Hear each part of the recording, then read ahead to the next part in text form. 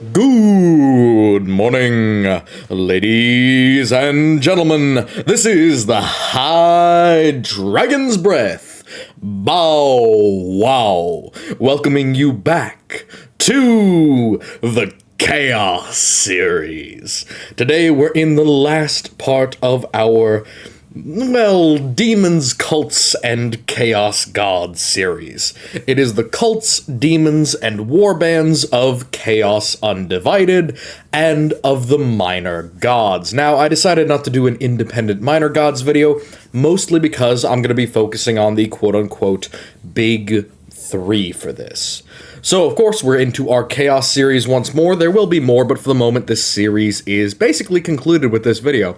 I will remind you once more that Homebrew Drive 2 is up now. Your ideas for our Homebrew Drive and the wonderful challenge that we've set up to create independent Slaanesh and Tzeentchian demon engines is going quite well. Just a reminder for those of you who haven't been keeping up and are not part of our Discord, which is linked in the description, that Homebrew Drive is going to be coming up between the 22nd and the 26th. Essentially, over that end of the week / weekend in October, we will be working on getting some live streams out, on reviewing some of the channel business, and of course, prepping all of your wonderful homebrew material and getting it all ready for that video. There will be two separate videos, one for your homebrew creations and one for the challenge, the Demon Engines challenge. But with that housekeeping out of the way, let's get right into it. Undivided, Minor Warbands, Cults, and Demons. First off, we need to talk about all of the general things with the other gods, and well, that's a little bit difficult, isn't it? We're now into Chaos Undivided. That is all four gods at once. Their connections with forces in real space are basically as varied as they possibly can be. Many of the general worship commands that come from any of the gods in specific can get muddled and crossed when we start worshiping all four at the same time. There are a couple of different ways to follow all the instructions. You can either go above and beyond to try and worship all four at the same time, or you can worship one at a time, whichever one you are currently trying to court for favor, essentially. We generalize, especially in this video example, because there are many, many different ways to worship Chaos Undivided. You can be more genuine, you can be less genuine, you can be more devoted to one god, you can be more devoted to a pair of gods, and perhaps even shun a singular god. And of course, in this description, we are also entertaining the theories of the minor gods. The idea that individual warp entities or warp predators, along with the minor gods specifically, Malal, Malice, the Dark King, which again is kind of a decanonized god at this point, but could arguably represent things like the Raptor God, etc., and then Vashtor the Archiphane, the Lord of the, demonic crucible, the Vault of Souls, the Anvil of Souls, whatever it is, deep within the warp. And for that reason, we are going to be very, very general. For the most part, when it comes to individual groups that worship Chaos Undivided within real space, arguably the most common are humans.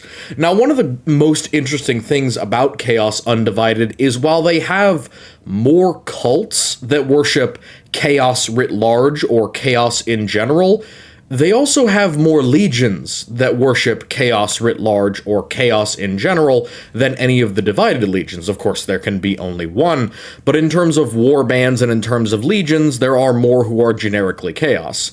So you could argue that Chaos Undivided actually has the most or the largest number of Astartes supporting it. I would also argue that they have the most number of cults, but we'll get to that in a minute.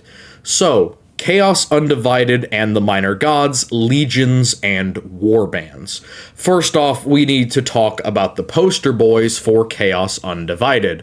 The Black Legion and the Wordbearers. I think they both represent the opposing sides or the complementary sides of Chaos Undivided. Naturally, the Black Legion are the Sons of Horus, the Luna Wolves, the OGs from back in the Heresy. At least they are supposed to be, or that is what they're supposed supposed to represent. In reality, they are the classic chosen of the gods. If you're a big fan of Warhammer Fantasy, you've seen this archetype before 100%. Any, and I mean any, of the warbands of chaos from the far north in the old world, the Norskins, are very, very similar to the mentality with the Black Legion. Everybody is trying to get out and kill for every opportunity at favor. The Black Legion are big on chosen. They are big on value of all or of individual gods being shown through skill, talent, blessings, etc. They are essentially all out for all and all out for themselves at the same time. It's a very interesting dichotomy where glorification is what brings you higher in the ranks rather than skill, or rather than strictly skill. You could be more powerful or more intensely skillful than your warlord, and yet your warlord is more blessed in the Black Legion, and as a result, he is put in charge of you. Now, that does mean that size and target-wise, they are a full legion. One of the few truly reformed legions left within Chaos Forces. Now, when they break down into their actual combat levels, we can call them extra-large warbands, in the hundreds to thousands of Marines apiece, and then a couple dozen of those, or a score of those, making up the actual Legion itself. Thousands of Marines in total, with dozens of other warbands assisting them, who are either associated with or who are Black Legionaries themselves. The main thing I want to slam home with the Black Legion is the idea that they are such chosen pick-me's. Like, I really hate to say it because it sounds like a negative thing, but they are freaking pick-me's. For real. They want to be chosen. They want to be elevated. They want attention in a way that almost no other legion does.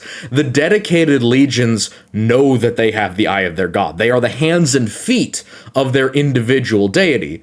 The Black Legion has to be successful in order for them to be elevated. They don't just get it by default. A new Plague Marine in the Death Guard knows that Nurgle loves him, but a Plague Marine in the Black Legion, or a Black Legionnaire who happens to be a fan of Nurgle before anyone else, has no idea what god might levy their favor upon him. One of the other important things about the Black Legion is that while they are willing to accept blessings from any god, and they are willing to glorify blessings from any god, they do not tend to favor solo god worship. Now, they use solo god worshippers essentially as elites, or as mercenaries to a degree. They have berserkers, they have plague marines in the Legion, they have some rubrici with their sorcerers, but it's more accurate to describe the Black Legion as using those forces to their own advantage, rather than treating them as equals. Mostly because they are the chosen. The Black Legion, the Sons of Horus, the original heretics, in their minds they are incorrect, but that is what they think. They are the ones who deserve the elevation, and those who do not worship the Four properly, well, they simply have 3 less chances to be elevated. And of course, elevation can mean a dozen different things. It can mean princehood, it can mean possession, it can mean dedication to one of the gods by force, it can mean a vast variety of different things. In my opinion, within the Black Legion, being chosen just means living to be a long enough veteran, because the Black Legion makes such extensive use of massive numbers of Marines. The only way to distinguish oneself is to remain alive and to be successful, at least in the process of remaining alive, over a long period of time. That, however, is not so with the next faction. While the Black Legion are definitely pick-me's, and they're focused upon being the chosen of the gods through their own personal success, often related to veterancy, the Word Bearers have hosts, and their mega companies have a very different relationship with the Chaos Gods. There are 2 different camps within the Word Bearers, but they view Chaos worship as a whole as much more of an actually organized religious affair. It is an intentional and a primary portion of why they do the things they do. Now, the Black Legion certainly want to be recognized, but they also have an overall goal. destroy the Imperium. Whereas the Word Bearers would gladly do something that doesn't have anything to do with destroying the Imperium if it meant pleasing the gods. Again, I'm not saying that they would help the Imperium, but I am saying that they would likely destroy some Xenos, kill some Eldar, go out of their way to do something that doesn't necessarily negatively affect the God Emperor, but does glorify the gods. Period. End of story. They will also go to extreme lengths in order to set up the facilities that they need to worship. Great example here being Gehamenet towers created in real space. They want to create a massive warp nexus or conflux, pretty much just because they know it makes the gods happy and it brings lots of demons to the battlefield. Does that also have a secondary effect of completely corrupting the planet they're on?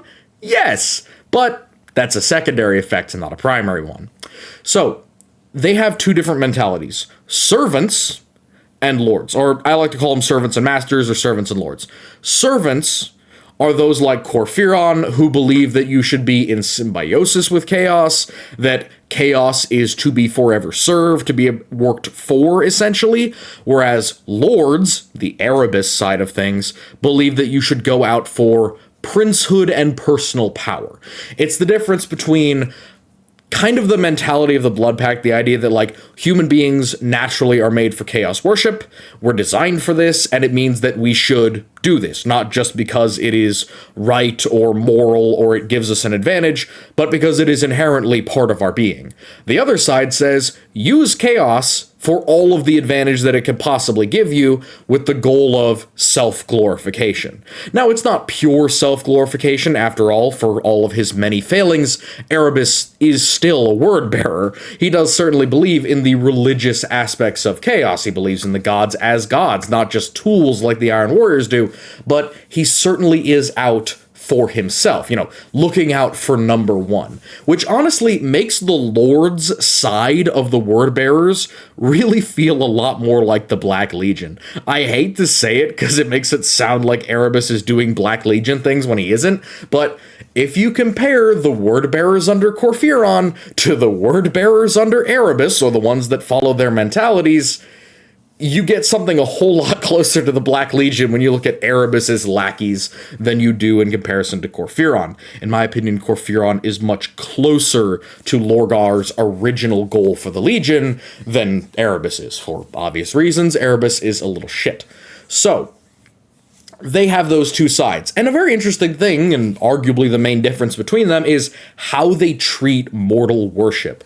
The servants are approving of mortal worship. They believe that it's important. They believe that it is arguably the most important thing that the Legion does, is to encourage more people to go along with the program, to get in line and to follow the gods. That's a good thing for the servants. For the lords, however, a mortal receiving blessings or a mortal giving offerings is some value that is taken away from the immortal Astartes. So arguably, the lords have an inherent reason to not allow their mortal servants to get any glory.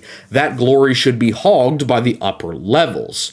And arguably, that's also where the lords differ from the Black Legion. The Black Legion are all for their cultists, not necessarily worshipping chaos properly, but at least becoming more powerful by using chaos. The Lords of the Wordbearers, the Erebus side of the Legion, they're not cool with it. The humans getting more powerful and receiving more blessings is inherently taking attention away from the Marines, which is where it should be, in their opinion. Size and targets-wise, they are a semi-legion group, meaning that their mega companies, very similar to the extra-large warbands of the Black Legion, can take on significant targets. We're talking fortress worlds and large hive worlds, industrial planets, etc., by themselves, and then in larger groups they can create full-on crusades. These crusades are arguably on the same level as a Black Crusade, except it would include 3 to 5 different hosts of the Wordbearers. To my knowledge, there's about 7 or 8 great hosts, possibly a few more. So while they may not be as numerically large as the Black Legion, they have very similar organization, and as mentioned mentioned before, their goals are pretty much exclusively based on whether they are servants or lords. Servants are going to go after large concentrations of people. They're going to want to dismantle the imperial faith. Lords are going to go after things that the gods particularly like. So icons of imperial faith, shrine worlds, ecclesiarchal worlds, things like that. But they will also be going after other marines. They will be doing the classic, destroy a marine homeworld in exchange for getting a bunch of gene seed weapons, etc. Then we get to the Iron Warriors. I just refer to them generally as the Armorers, because out of Mendringard, out of and underneath Perturabo's kind of design, the Iron Warriors have become the de facto primary source for most Marines' arms and armaments outside of the Reformed Legions. If you are a warband, if you are a minor warband, if you are a renegade group, if you are a bunch of chapter traders, the only people who are able and willing to provide you with the materiel, ammunition, etc. that you need to operate, who aren't incredibly chaos corrupted, are the Iron Warriors. And that basically gives them a curb on a lot of different markets. If you don't have a Chaos Forge world that you can deal with fairly, and if you don't have the Reformed Legion's power to kind of assemble and get weaponry and gear that way, you have to rely upon the Iron Warriors. Mendringard is the only world that basically serves all who are willing to pay. Now, some Forge Worlds are certainly open for business, but not all demonic Forge Worlds are willing to do business with every different type of warband. Many of them are also unwilling to do business on an equal footing. The Iron Warriors are unique in that they're willing to treat evenly with anyone, no matter who you're dedicated to, no matter who you work with, and no matter where you're from. I would assume, as long as you're not related to Rogel Dorn in any way, they're willing to sell you arms and armor if you serve Chaos. I have never actually seen an interaction between a traitor chapter of Imperial Fists and the Iron Warriors. I would find that very interesting if anybody has any lore on that. I would imagine it would be a bit contentious, but also considering that a young chapter wouldn't necessarily know the background that the Iron Warriors have with the Fists, it might be a bit of a one-sided random cold anger. I don't know. Somebody's going to have to clear me up on that, because now that I think about it, I don't think I've ever seen that before. But I call the relationship that the Iron Warriors have with Chaos users, not abusers. I say that in a specific way. A lot of people look down on how the Iron Warriors operate, essentially using Chaos as a tool. I would actually prefer to say that they use it very sparingly in the way that other legions use drugs. So, if you would compare the use of Nurgle between the Iron Warriors and the Death Guard, you could compare an addict, the Death Guard, to a regular user but not abuser of a drug, the Iron Warriors. They effectively know when to stop. They know when it becomes too dangerous. They know that when corruption grows too high, that when the threat becomes too far for them to deal with, they need to stop. And those who don't stop are usually ostracized and shunned by the Legion because they are giving up some of themselves to another creature, to another entity, essentially threatening their souls with demonic possession. So they are users, not abusers. They see Chaos as a tool. They use it to its fullest extent, and then they tend to either discard it or to recycle it in some way. You can see this very commonly with their use of demon engines, but also with their use of a demon forge world. I can only imagine that being a demon on Mendringard is quite the stressful experience. You are essentially used, abused, forced into the form that the Iron Warriors want for you, and there's exactly zero consent from the actual demon. You are forced to do what the Iron Warriors say you should do, and not asked, or convinced, or cajoled, or anything of that nature. So they very much are, not big fans of asking the demons what they want. Rather, the Iron Warriors have something that they want, and are perfectly happy to force a demon to do it for them. Again, users, not abusers. Arguably, you could say that they're abusing the demons, but does anyone really care? I don't think so. So size and targets, they are large deployments. In Legion size, the big difference here is the Iron Warriors don't tend to deploy as a Legion. The last time that they deployed in Legion strength was with Perturabo, and it's been quite a while since the Olympian has actually come out of his den on Mendrangard. God knows what he's working on. I can only imagine it is another scale city version of Rome. So, the Iron Warriors are a Legion, but interestingly enough, they, unlike the Word Bearers in the Black Legion, do not deploy as a Legion unless it is a very, very special occasion. The Night Lords, the next up, the 8th, the Sons of Curse, my boys, my absolute most beloved and adored Night Lords, my favorite Legion beyond a shadow of a doubt. They have done nothing wrong in the entirety of their existence. I love them, and I will hear absolutely no Night Lord slander in the comments. They are my boys. They are what I call studded for success. The Night Lords do not worship chaos as a rule. In fact, many of them consider outright worship of chaos basically pathetic. Like, they don't just look down on it or disagree with or shun it. They view it as kind of like pathetic. Like, bro, you can't do things by yourself, so you have to pray to get them done. What a bitch. Like, quite literally, that is some sad shit. However, they have an interesting little bit of hypocrisy. As we all know, most of the most successful Night Lord warbands are those who are led by demon princes.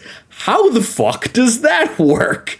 Well, they are studded for success. They essentially will have within the ranks of every warband, every raid group, someone, somebody, some person who is in connection with the warp. Not just in connection like they have a personal, oh, I want to be blessed of such and such a god. No, the Night Lords would frown on that. They don't give a shit if you want to be glorified by the gods. They care if the gods have actually given you something of value. Sorcerers, possessed, and especially demon princes in very small numbers. One per warband, one per company, that kind of thing.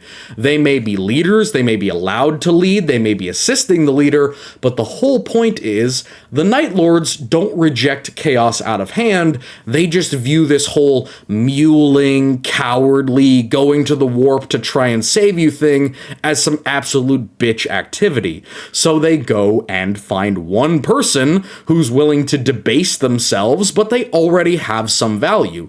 A sorcerer already has some amount of value. This guy can shoot lightning out of his hands.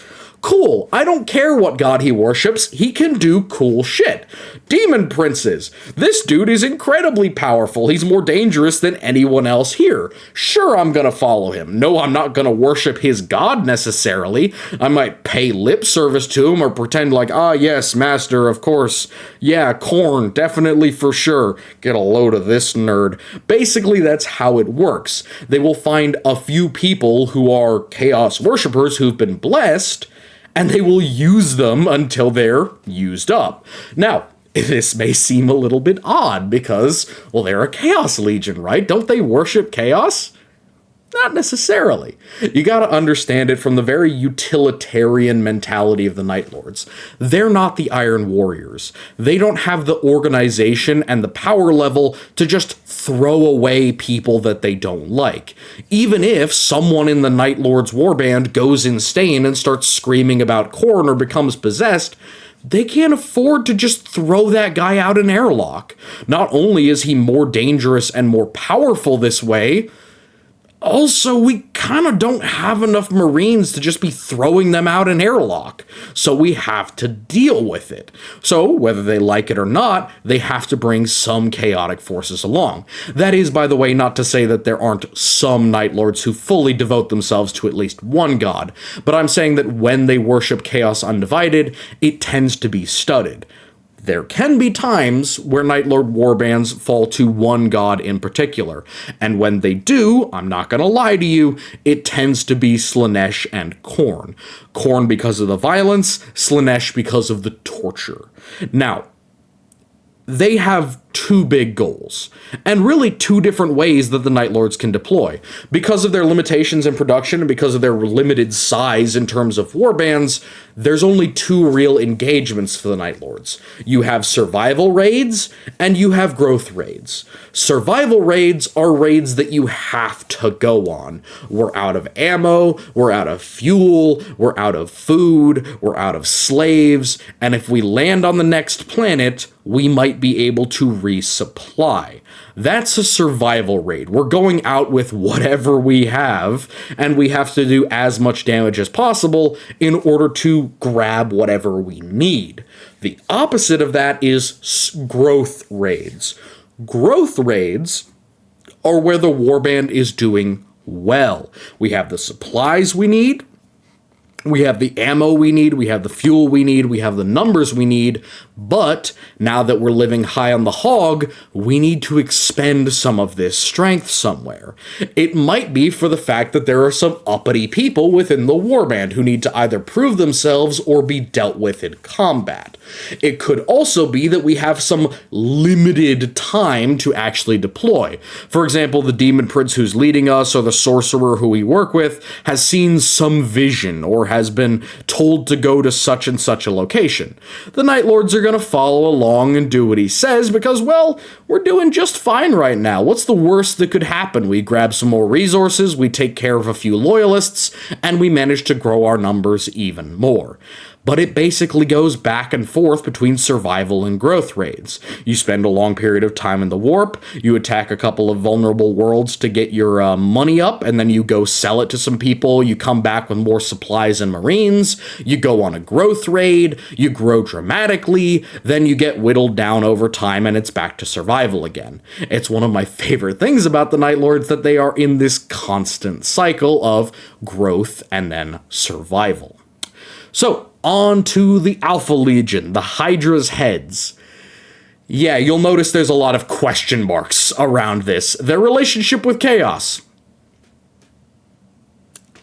I mean, it's complicated. Like, really, between Lord Arcos and between the Alpha Legion plants all over the galaxy, I think it's without question that the majority of the Alpha Legion, as we call it, as in singular Alpha Legion, is loyal to Chaos. I mean, the Siege of Rax alone should tell you that there is a large number of Alpha Legionnaires who are loyal to Chaos. However, that doesn't mean that they all are. And it does also mean that some of them may not know what direction their actual loyalties lie in. There are some, I'm sure, who still work for or corroborate with the Cabal from back in 30K. But who knows what the goals of the Cabal are? Perhaps they could be chaotic or not. The real question mark here is the size and the targets of Alpha Legion warbands. I have no fucking clue how big or what the Alpha Legion choose to target. It seems to be beyond random. I mean, really beyond random. If you want to talk about a Legion with inconsistent lore, probably intentionally at a certain point, the Alpha Legion are your guys. Now, I will say most Alpha Legion warbands tend to be on the medium to small side. That's for a couple of reasons. One, they don't tend to collaborate willingly with others. They will gladly collaborate with cults. That happens very often. In fact, the Alpha Legion, very much like the Wordbearers, are responsible for creating many of the modern-day cult networks that we talk about. But when it comes to collaborating with other Astartes, they tend to be like the Night Lords, and they will do so only when forced or when pressed. I'm not going to say that they go out of their way to work well with others. Very similarly to the Night Lords, unlike the Iron Warriors, who are very much willing to work with others, or the Black Legion, who are practically encouraging working with others, the Alpha Legion don't tend to. Now, that doesn't mean that they always deploy on their own, but that does mean that when they deploy alongside other Chaos forces, they tend to have their own goals, and if they're on the offensive, once those goals are achieved, they don't give a shit about sticking around to help their allies, so to speak. Next on, we get to General Chaos Warbands. All the General Chaos Warbands of Chaos Undivided tend to be traitors. And these traitors can come in various different flavors. You have Luftoron and the Tyrants and all that, folks. You also have individual chapters or even companies of traitors, or even things like traitor Space Wolf companies, things of that nature. All of them have several central ideas. One, grubbing for attention.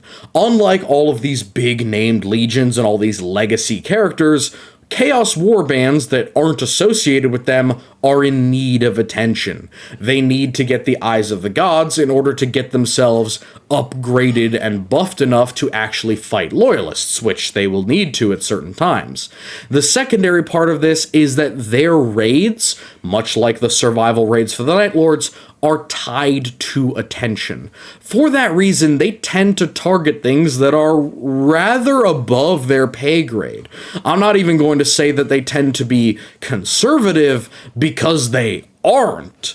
Many times, Chaos Warbands will dash themselves against the rocks of a fortress world or an ecclesiarchal world just because they know that it will draw the eyes of the gods, or they need to draw the eyes before their fire, so to speak, peters out. Now, these attention raids very often get them killed, quite frankly, but it doesn't always happen, and if the leader happens to be raised to princehood, or if there happens to be any other type of elevation given to the warband as a whole, well, that can often make it worth it no matter how many brothers they lose. What is also relatively common with these traitor-specific warbands is that, at least for a while, they will have more viable gene seed, making them slightly more capable of increasing their numbers rapidly, unlike the rest of these folks who have to rely on pseudo-marines or upon stealing loyalist gene seed, on top of using their own gene seed with a very limited success rate. Finally, we get to the minor god warbands. There are three. We have the Sons of Malice, we have the followers of Vashtor, and we have the few individuals who we've seen worshipping the Dark King, or related generic entities like the Raptor Lord, or all those types of gods. So for the Sons of Malice, they are evil for evil's sake. They had one book. They've also been mentioned in the 13th Black Crusade. Let's just say that GW has not been very kind to the Sons of Malice. They go right the fuck out of their way to be as evil as possible. Their god, Malal, Malice, is one of the most likely gods to be added to the pantheon. I mean, Vashtor is pretty close, but Malal already has his foot in the door as far as canonical existence, including having his own demons. So, the Sons of Malice are one of those traitor warbands, but they worship a god that is not one of the four, nor is it technically undivided. Malice specifically tends to stand for, I don't even want to say pure evil, because it's not pure evil. Many things are arguably bad that the legions have done, but pure evil is too nice of a term for what Malice stands for. Malal is inherently evil for evil's sake. It is a malicious entity that doesn't just seek destruction or seek suffering like Slanesh or like Khorne. This is a creature that seeks, like, the essence, the moral essence of evil, and wants that to be done in real space.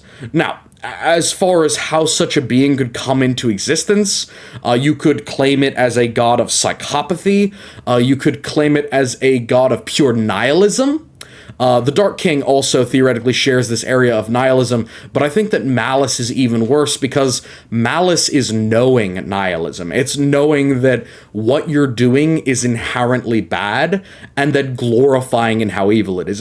As if you were breaking the taboos of Slaanesh and then doing it just to be evil. That is very much what Malal stands for in a way. Vashtor's followers are far more simple. They are honestly just an off-branching of Tzeentch, and you'll notice that very often I do not speak about the minor gods because I don't like to even acknowledge them, because I do not subscribe to the primordial chaos theory that we discussed in our Chaos Undivided Gods video, but Vashtor is the most modern example of adding a new creature god to the pantheon. Vashtor's followers are the quote-unquote innovators, and I really do hate using that word for a couple of reasons. One, that's encroaching upon Tzeentch's domain, like straight up encroaching. Technological innovation, inspiration, and ambition used to be a pure Tzeentchian concept. And I'm not going to say that Vashtor doesn't put his own spin on it. He certainly does in terms of it being specifically technology, wanting to create things that are new, inspiring people to create things that are novel, encouraging people to go up and above and beyond what they think can be done. But his innovators, the individuals who truly follow this greater demon in a way, are really diverse. I would hazard a guess to say that the innovators that he describes are not just those who are willing to work towards a better tomorrow. No, much more specifically, Vashtor's followers would be those obsessed, and I mean truly obsessed, with improvement. Essentially, if something is finished, it's not good enough. It needs to be better, it needs to be perfected, and what's more important is, it can always be better. This constant cycle of improvement, design, and redesign, in my opinion, would separate him more so from Tzeentch. Tzeentch is against things such as constancy or cycles. Vashtor's followers are attempting to do something that Tzeentch likes, but in a way that is quite Nurglite, quite frankly.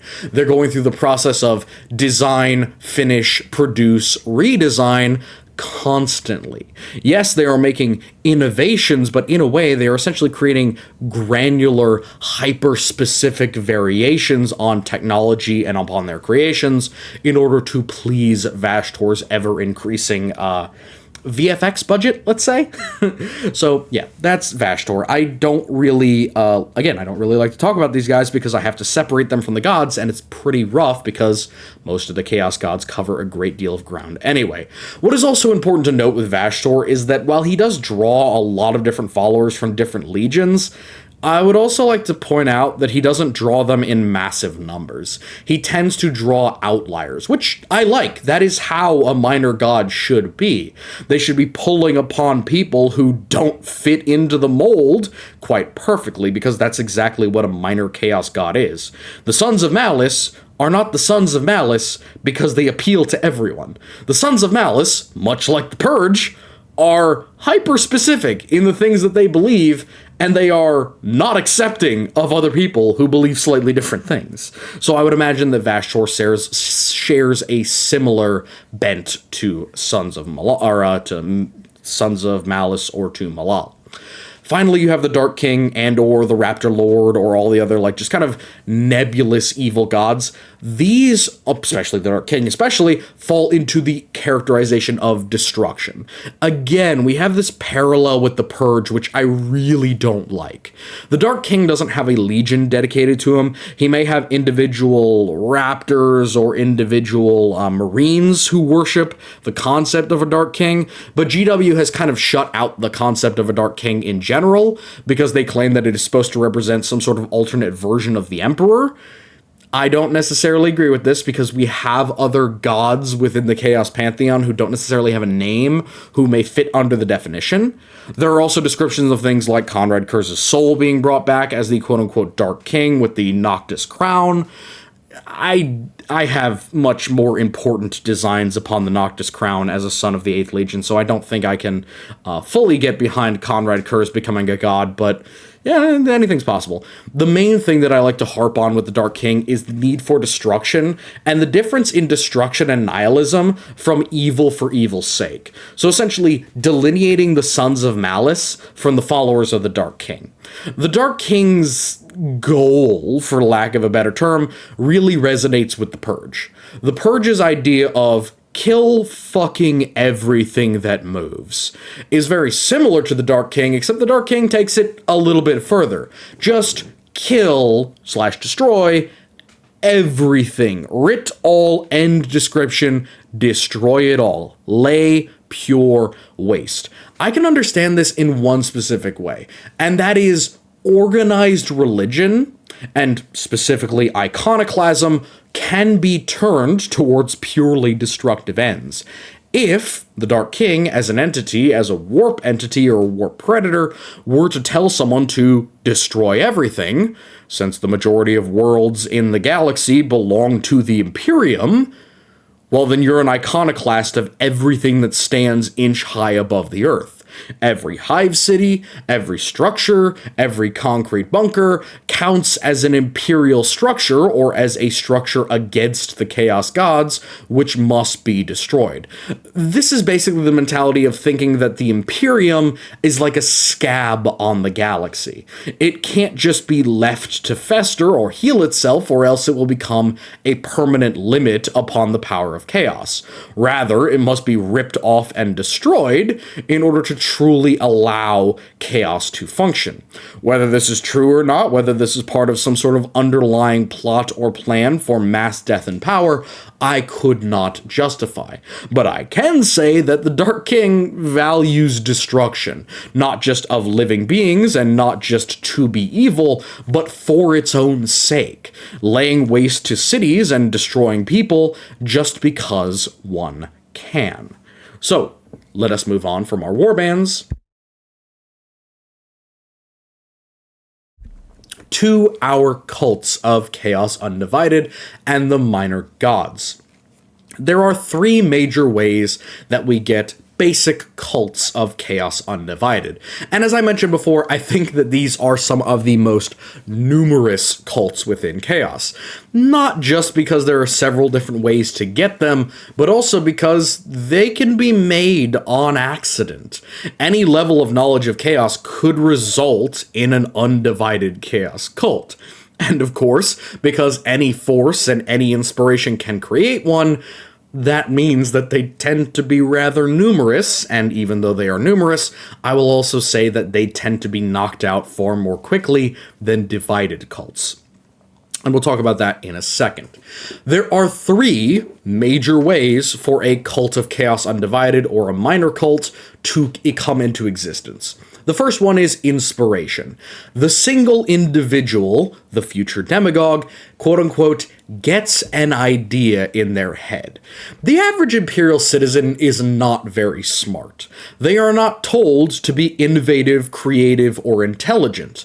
Their education, for lack of a better term, is limited and sparse, and usually only related to the labor that they will be doing within the Imperium.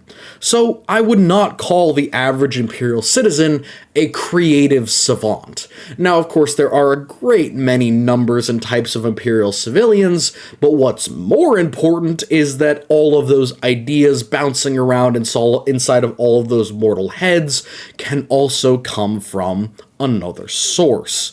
We have talked about chaos inspiration before. The idea that a god or a demon literally puts an idea into a person's head, seeds a concept that they will build upon themselves because of natural human curiosity, if nothing else. They may give something a shot, which kind of works, or doesn't work at all, and yet they'll continue to have this itch, this idea that perhaps I didn't do it right. Perhaps that ritual would have worked if only I had done X or Y. And this literally burns a hole into your memory. You have to think, if you are a person who has some sort of sudden eureka moment, you are a scientist or a soldier or any class of person whose really truly inspired, really gung-ho to try something that in your mind was just a genius idea from inside your own head, but in reality, it was the goal of a chaos god or a chaos creature that has been implanted into your subconscious. You're going to go after that goal as often and in as many ways as you possibly could. This is how many cults of Chaos Undivided get started. You have no idea about chaos. You have no idea what gave you that idea. You don't even know what it's necessarily related to in terms of warp worship.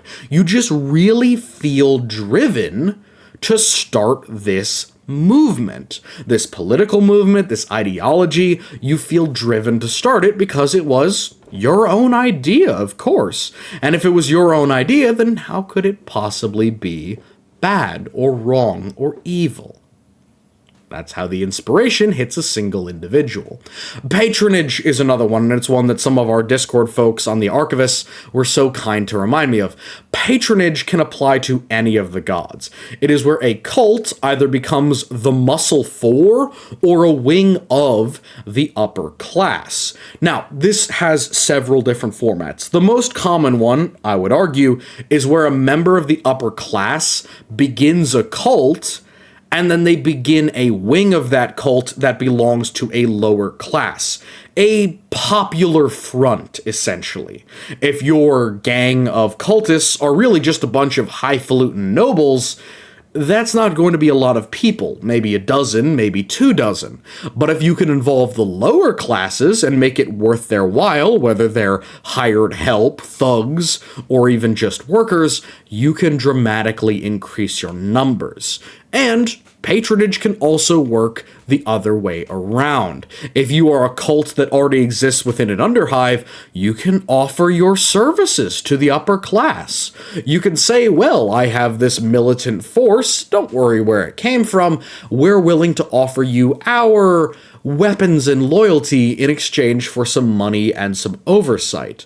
Many unscrupulous imperial nobles will be absolutely thrilled to take you up on that kind of offer, really without even taking a second glance at you, mostly because, well, political power stems from the barrel of a gun, and if you're going to get more guns than your political opponents, a ready-made source of them, aka a la a chaos cult, is a perfectly reasonable solution in the short term. This means that cults can get remarkably high in terms of resources and their position in society where they would not have been able to on their own. It also means that individual unscrupulous nobles can bring to bear large cult numbers even though they're not associated with that group of Untermensch human menials. Then finally you have they're really the blessings of the minor gods. Usually these are god-specific. The Dark King, as far as I know, doesn't have any mortal followers, so I would say that it is very, very unlikely that the Dark King could actually develop a chaos cult. It would be very interesting to actually see how a destructive cult like that would develop. The only analogy that I have for it is the only cult that acts like the Purge, which is the Kith. The Kith are a very unique chaos cult that glorify death. And not death in like a evil, intentionally damaging way. Death in and of itself, like the death of human beings, including your own death, that's what glorifies the chaos gods. And while the Kith are a decidedly cornate force, you could also argue that since they call themselves Chaos Undivided and they seem to worship Chaos Undivided, they could possibly be worshippers of the Dark King in the way that they glorify death. They are also a suicide cult, a death cult in that way. The actual end of the Kithite cult is them systematically executing one another. They simply open up mass graves, grab rifles. When man kills themselves, another man behind them picks up the rifle, hands it to the person behind them, and they proceed to kill one another, constantly just happily walking into mass graves, one after another. It's that type of psychopathic, cult-like murder syndrome that, to me, inspires something like the Dark King over any of the divided gods. So the Kith are really my only human example of a cult that follows the Dark King. But Vashtor does have his own cultists. We know that. They are few in number, I would assume at this point, but they are very likely to grow as soon as he actually gains some sapience or uber sapience within the warp. And of course, I would say that Malice, the Sons of Malice, their cultists would count as a cult of Malal as well. Now, do I think that a cult could worship Malal in a vacuum? Yes, but I also think that any cult that worship Malal, evil for evil's sake, would have to be very careful to not fall into Slaaneshi worship. I mean, it's a fine line. With humans especially, it's a fine line. With Astartes, you have a certain level of detachment. You have a certain level of distance, and it can help you evaluate what is the most evil thing that you could do. But with humans, there is no detachment. There's no separation between the animal and the man, and the underlying instinct of a human worshipper of Malal would very easily draw them into Slaaneshi worship in a way that I cannot describe on YouTube. So I would just like to point out that a pure cult of Malal would have to tread that line between Slaaneshi and Malalite worship very carefully. That is a very cool way of saying his name, Malalite. That works perfectly, actually. All right, so what do you look for in Undivided acolytes and demagogues? Icons of chaos are very common. Oftentimes you will see them want to swear their allegiance to something, and the 8-pointed star is more often than not how they do that. They also have 4 gods and 4 icons that they can put on their body. We all know Cultist Chan, who has 4 separate icons of the gods on her body, very much accommodating with that whole servants concept of the word bearers. Their goal is to worship the gods equally rather than appeal to whoever might give them the best advantage in the moment. That is also true of most Undivided cults. Sharp teeth is another one, just like sharpened or shark teeth are very common. Snake eyes, I do notice this a lot, either glowing eyes like glowing red, glowing green, glowing blue, or snake eyes. Serpentine eyes tend to be an indication of just untrustworthiness or some sort of inherent duplicitousness or evil. And considering that Chaos Undivided is some of the most duplicitous in that they can have the most gods and they will almost act like a gene stealer cult at times, snake eyes are very appropriate. And the other one is an abundance of minor mutations. Now, I'm talking about the superficial, cosmetic mutations here. They will have abundant minor mutations because, well, they're drawing the attention of 4 gods, granted at random and slightly smaller than any of the dedicated cults, but they have the chance to essentially cop more mutations than the rest of the crew. That doesn't mean that it's universal, because cults of Chaos Undivided and minor gods are either worshipping a creature that is inherently less powerful than one of the 4 primary gods, or worshipping multiple gods who they're not drawing particularly strong attention from any of them. There are lots of them, which means that many, many mutations will be beyond any of them. So the ones that are mutated, you will see multiple mutations from different gods. Horns from Khorne, feathers from Tzeentch, claws or fetid teeth from Nurgle, and then of course maybe digitigrade legs or something from Slaanesh. They will be mix and match, which honestly makes a lot of them look very, very interesting at times. How do they seek to succeed? Well, they are the classics. Sudden ramp strategies. Anything that can rapidly get the cult in control of lots of arms and armor quickly. Storming particular defensive areas. Turning mass civilian unrest upon the defensive forces of a world. And then leapfrogging over resistance forces and winning before the enemy can react. Now, this can be a combination of using the different gods' goals. An uprising may go as follows. Well, we glorified Nurgle by unleashing a plague which caused general civil unrest. When the enemy came out to fight us, we used a bunch of soldiers to go run and whip up the crowds to get them angry at people, using the wrath of Khorne to take down our enemies. We had placed a bunch of assassins and political saboteurs within the upper class of our society, glorifying Tzeentch, and then once we are finished, we will glorify Slaanesh by having a massive party upon the ashes of the society that we just destroyed.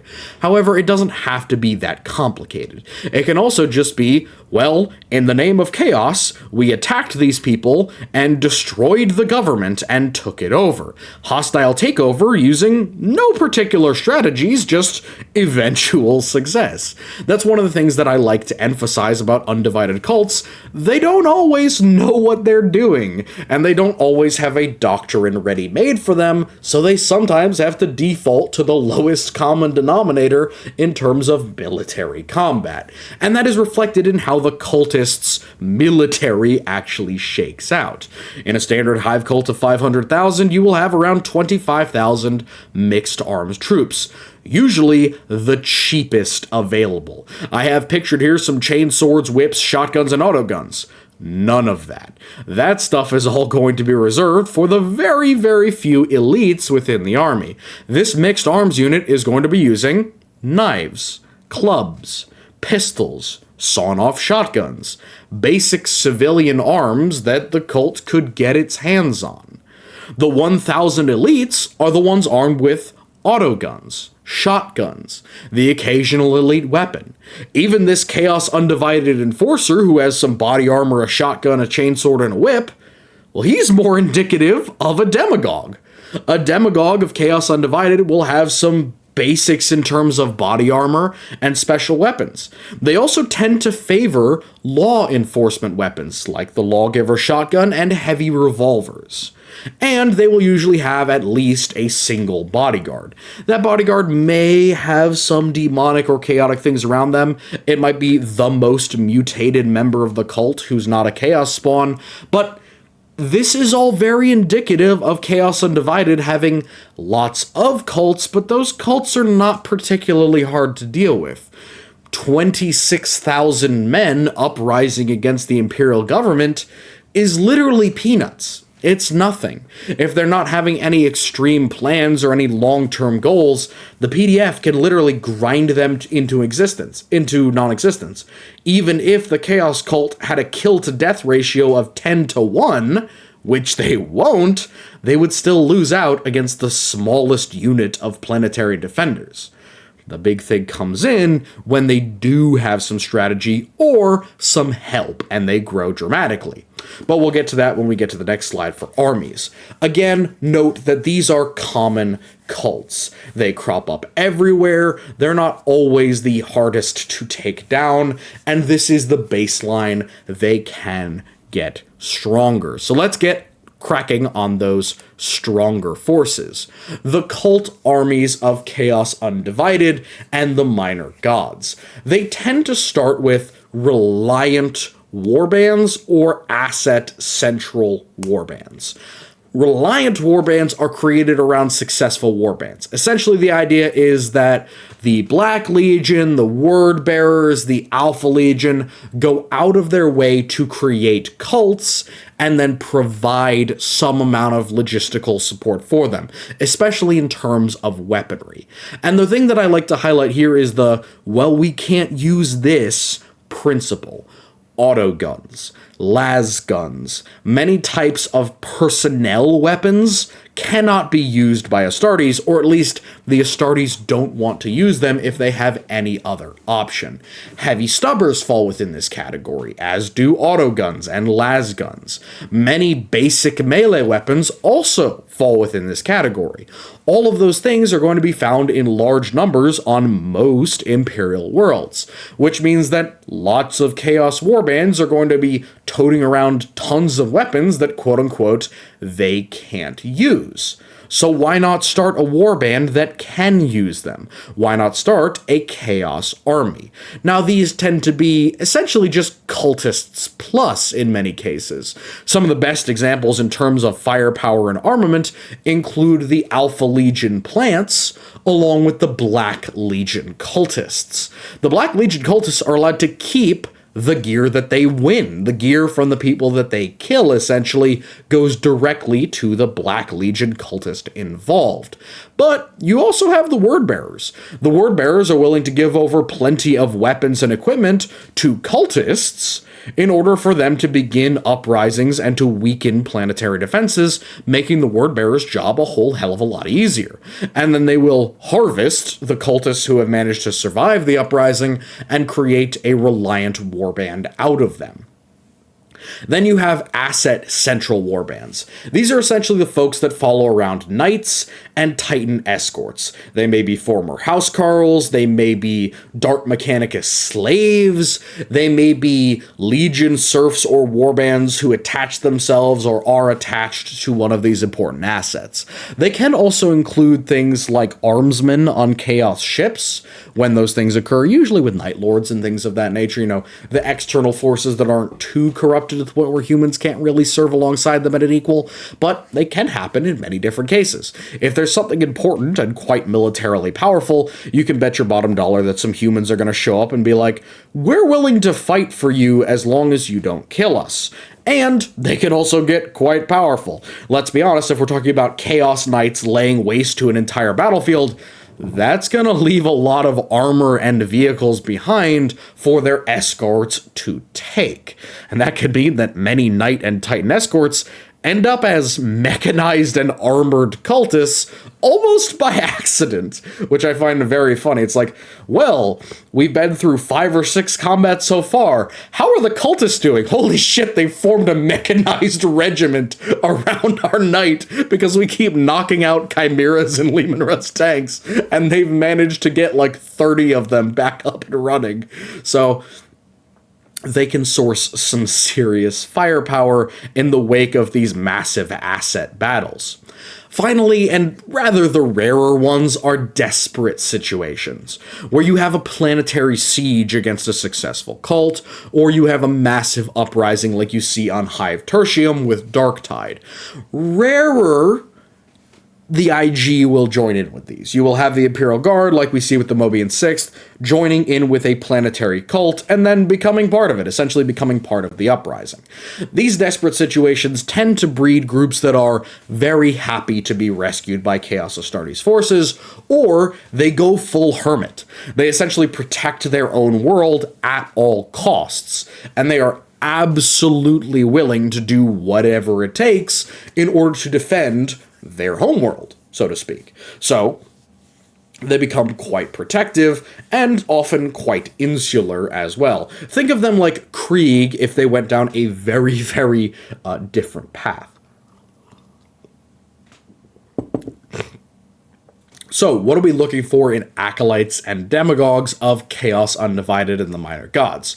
Again, Chaos Stars are very, very common here. And you will also see that same myriad of multiple gods' different mutations. Again, think like superior power of Khorne. There may be glorification in some warbands of one god in specific, whereas the warband as a whole is Chaos Undivided. That is relatively common. You have your Khornate believers, and then you have your Nurglite and your Zechian and your Slaaneshi believers, and you can even have things like Dark King believers within another warband. The main thing here is that you're going to see variety. It's one of the most interesting things that where you will see consistency in other cults mutations, you will see the exact opposite with Chaos Undivided. You will see variety.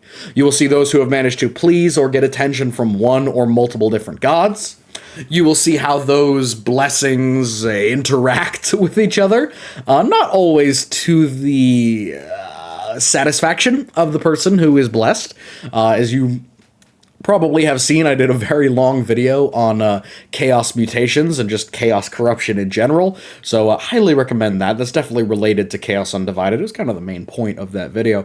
But yeah, they will have multiple blessings from multiple gods. Usually, you'll be able to tell which god did what. If they have massively oversized physical arms, you can probably bet that's Khorne.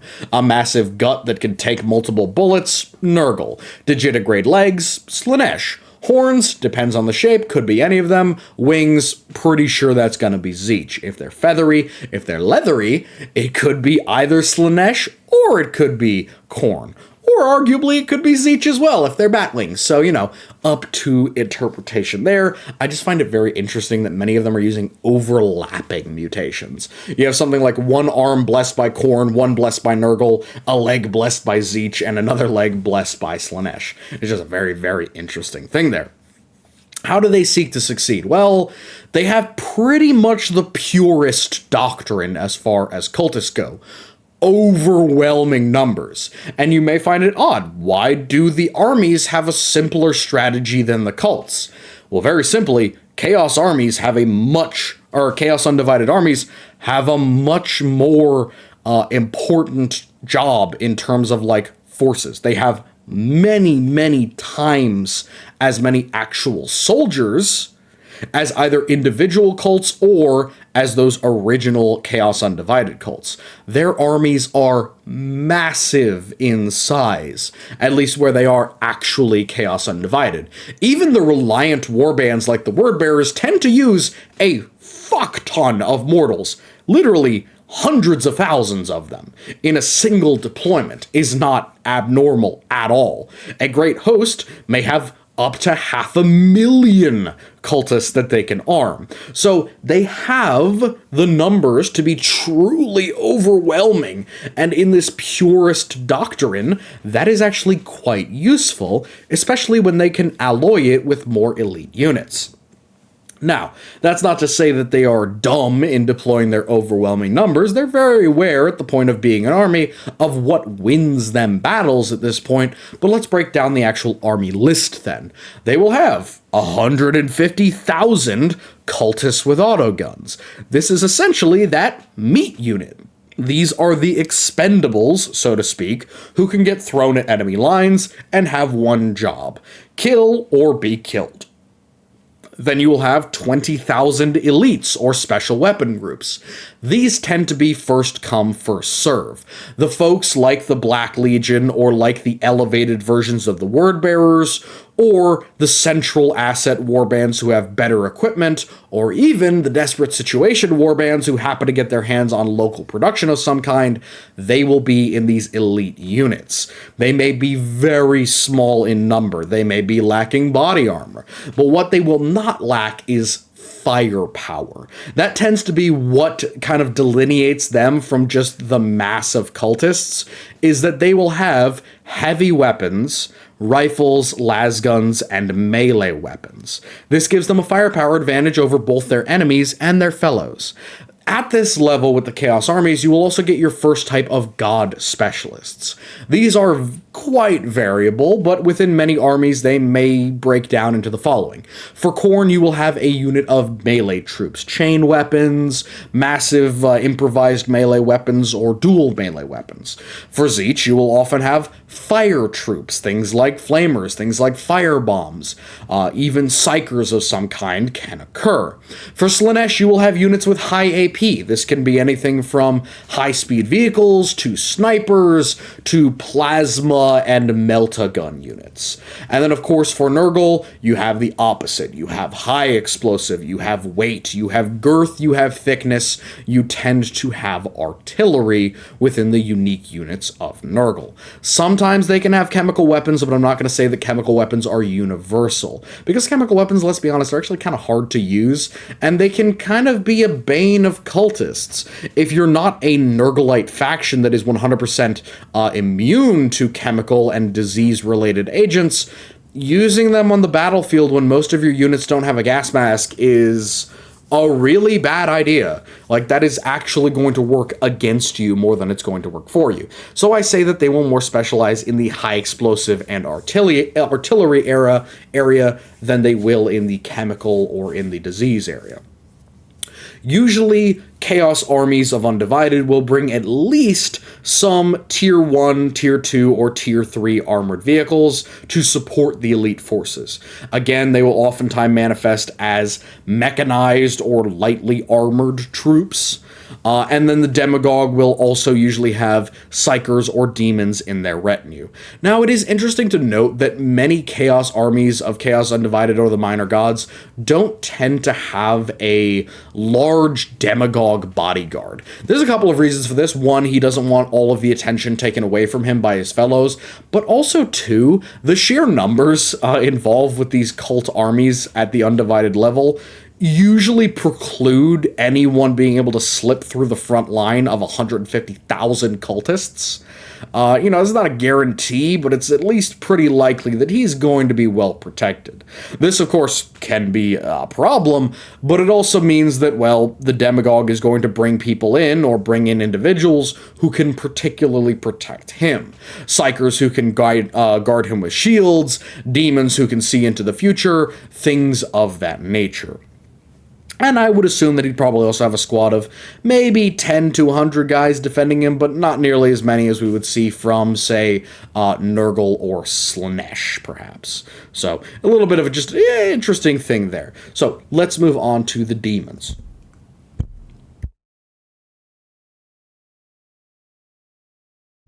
So, for the demons of Chaos Undivided and for the minor demons, you have all of the previously mentioned demons essentially and often in concert. The demons of Khorne, the demons of Tzeentch, the demons of Slaanesh, and the demons of Nurgle all together, working together, summoned as one, usually with absolutely no concern. The other thing that you will see is specific demons from the three minor gods, and more importantly, nameless warp predators. You can see one of the demons of Malal over here to the corner, but what I'd like to harp on here is warp predators. Warp predators are formless. They are bodiless. They are shapeless even in real space. You could argue that they have a shape in the warp, but arguably that shape would just be a black cloud of maws or mouths. So, is it actually a shape if it's just shapeless horror? I don't know. But on top of the demons that are specific, we don't know for the moment if there's any specific ones for Vashtor. We do know about the Furies for Be'lakor, but again, I leave Be'lakor out of this video specifically because he's not a god. But with Malal, we know he has his own demons. Malice has his own demons. Very similar to Bloodletters in a lot of ways, just a little bit bigger, a little bit more dangerous. But Vashtor does not, and as far as we know, the Dark King does not have any specific demons that follow him. Vashtor may get them in the future. I'm not going to lie. I think he probably is going to get his own demons at some point. The nameless warp predators are a bit more of a problem, mostly because warp predators in real space have never really been talked about in detail. I'm not even sure how to describe something that consumes human souls as like its primary means of not just existing, but sustenance. Now, within the warp, they are self-providing, meaning that unlike the other demons, which rely upon their god at least partially to get into real space, warp predators are completely divided from their god, which means, or their god, they don't have a god, so they are completely divided from anything giving them power, which means that they are 100% free agents. So I really do wonder what that would look like in real space. I have to imagine it's something that just kind of comes along and devours the soul as kind of a black cloud of horror. Who knows? I think it is very much up to interpretation, and possibly even variable depending on what type of warp predator we're talking. How do you summon and sustain these various demons? Usually heavy corruption is needed. No matter what you're summoning, you need heavy corruption, but specifically for the minor gods, heavy corruption is a need. They don't have as much physical power, they don't have as many numbers as the other gods do. Making their lives easier by making the area around them more habitable is a necessity. You may need specialized rituals and portals. Portals are arguably the best option since they're not choosy. We are not choosy as an undivided cult. We don't care what comes through the portal, just that it's demonic and it helps us. So a warp portal, a hole or a siphon between unreal space and real space, is exactly what we're looking for. We're not looking to summon a bunch of bloodletters or summon a bunch of Slaaneshi demons, just anything. Anything will work. Even a warp predator doesn't tend to matter as long as we are blessed enough to be recognized by the demon as friendly. friendly, if not just edible, it will be more willing or more capable of helping us, especially in combat. So portals are the preference. And for those minor god demons, you're probably going to want to work on something that specifically works out for them. Specific summoning rituals are expensive, but they are a more effective way of getting the demons that you want. You could also arguably enchant or particularly bait a portal for their demons, but there's nothing that keeps other gods' demons from coming through. And for undivided cults, that's perfectly fine. What are they best at and worst at in combat? Well, they're not really applicable for the minor gods, right? They're not going to be in direct combat because there's not going to be a whole bunch of them. The same energy that it would take to summon 100 bloodletters may only summon 10 of Malal's minor demons. That's not much of a chaotic force. I mean, it may be some amount of chaotic force, for sure. They're quite terrifying, but it's not massive numbers that we're talking here, right? They are fewer in number because they don't really have a domain in the warp from which to draw. So they're really more useful as a logistic source, as bodyguards, as sorcerers, as directors of your forces, and of course as witnesses to your horrible deeds. So logistically, they're quite useful. But in combat, they really only rank up with the most powerful of minor demons or some of the weaker medium demons in terms of individual firepower, so to speak. How do they affect demon engines or items? Well, oddly enough, I would think that warp entities or the demons of minor gods would be particularly loath to stick around in real space, and they may be rather hard to tame. Hear me out. These creatures are very low in terms of numbers. For every 10 of the other gods' demons, there's probably only one of these guys kicking around in unreal space. That means that when they get summoned into reality, they can't hang around. Not only do they not have as much power from their god in real space, they also quite literally have other more important shit to do in the warp. They have more basic jobs to do when it comes to maintaining their god. They also want to jump around from place to place. So sticking a demon of Malal into a demon engine, it might be quite squirrely. It might be powerful, it might be terrifying, it would definitely have some sort of, fear or death or sapping aura, maybe even something like a nightmare effect, but I don't see them wanting to stick around. I see them being very, very hard to tame. To essentially have them work with you would be quite hard. Now, if you were dedicated to that one god, maybe they'd be willing to stick around, but how much of an engine can you really create with a single minor demon? I mean, maybe put 3 or 4 in there, but now we're talking about an exorbitant cost in demons. And, is the juice really worth the squeeze? That's a good question. I don't necessarily know. I'm sure the 5 Sons of Malice fans and the couple Vash Tor and Dark King fans will be happy to explain to me how their demons would affect items and engines, but at the moment, I just have this feeling that they probably wouldn't be happy to be stuck inside of one, especially some of the ones that are more dynamic, like if Vash Tor got any demons or the Furies from Be'lakor. They might have places to be, things to do, and they might not be very happy for you putting them inside of an engine. For Undivided itself, it applies the same way that I said to all the other gods. You just have more options and variability when it comes to what demons you put inside of the engine. So outside of them, they're just going to be harder to tame. So naturally, our credit goes to GW and to Michan, Z-Boy, Onion Face, Baclair, Harry Osborne, Smirnov Arknim, Art Leshy, Carl Kopp, Matt Zibriel, Mark Bullahow, DHD, Dark Heretic, and Paul Dantion.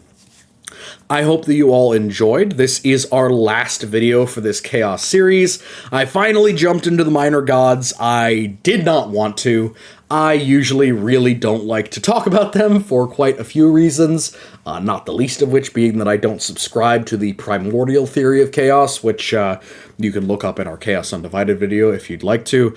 But, there were a lot of big fans, and I really do want to give you guys what you want. So there you go. I am willing to talk about whatever you want me to talk about and give my 2 cents on it.